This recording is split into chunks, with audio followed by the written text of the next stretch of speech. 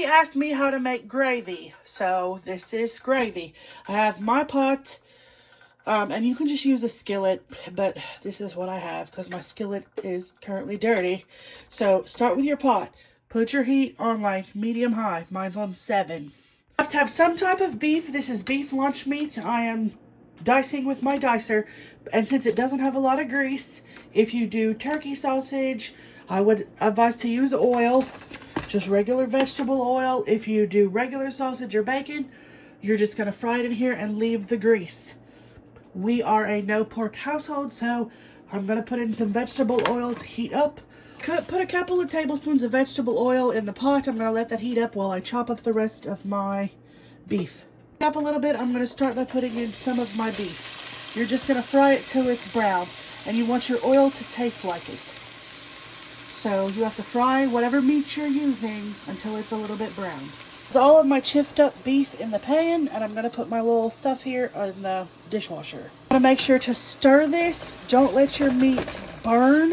You just want it to brown. So I'm going to let that cook on one side for like 2 to 3 minutes, and then we'll check back in. What you're going to need while you're waiting, you're going to need black pepper, and you're going to need salt, and you're also going to need milk. Also going to need flour. It's been a few minutes. This is all I have, so I have to do what I have to do. So out comes the meat. Leave the grease. Take out all the meat. Got out most of my meat, and I've left the grease. Oh man, this stinks. You're gonna need a whisk, and I don't have one with a coating on it. Let me look some more. Hold on. A whisk with a coating on it, so I'm gonna use this meat masher spatula. Okay, don't use a regular spoon, and if you have a coated pan. Now what you're gonna do with your hot oil, hot grease, I'm gonna turn it down a little bit. I turned it up to 8, now I turn it back down to 7. Okay, so we're gonna just take spoonfuls of flour and put in there to let it, and you want to shake it over, let it fry, shake it over, you want to let it fry and soak up that grease. And my stove is crooked, so we're just going to cook it. Okay, let it soak up that grease and cook. Now, this would be a whisk if it was normal life, but I don't have one. So see, we have no lumps, so I'm going to add more flour. And let that flour cook. Just like that. No, you don't want any lumps. You just add spoonfuls of flour and you let it cook in your grease.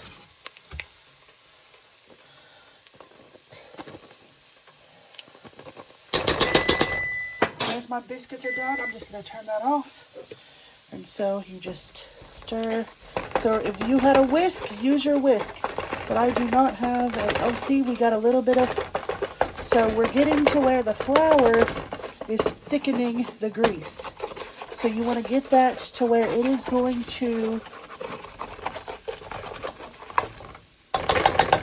We want a little bit darker. So I'm going to wait till this gravy gets darker.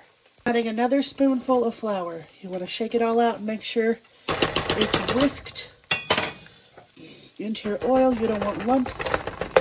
I do not have a whisk, so I'm using what I can use. And that's okay. You don't want any flour dusty particles. So I'm going to flip my pan again. And get all this over here coated. So I don't have a whisk. I'm making do with what I got. Maybe I'm going to probably add one more spoon of flour. To see how it's getting dark, that's a good gravy. So I'm going to add one more spoon of flour. And whisk it in. I went ahead and added 2 more spoonfuls of flour. So now we're going to add salt. And this is where your flavor comes from. So if you got bad flavor, salt and black pepper. Whatever you feel, but not too hot. Sometimes you get too much black pepper. Okay, that might be too much for me, but we're going to give it a shot. Milk, add your milk slowly, and you want to stir. And you don't want lumps, so stir, stir, stir. Keep getting lumps. Now I got to add more milk. I got to stir and keep adding milk, so I don't want it to get lumps. The trick is slow and steady with the milk and keep stirring, no lumps. See how bad it was looking, and now we're slow and steady with no lumps. And you can make it as thick or as thin as you want. Make sure you add salt and pepper. That's going to help your taste. And I'm going to go ahead and add this meat back in there.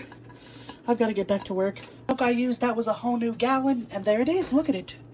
If you want it thinner, add more milk. But I have to go back, so y'all have a good day.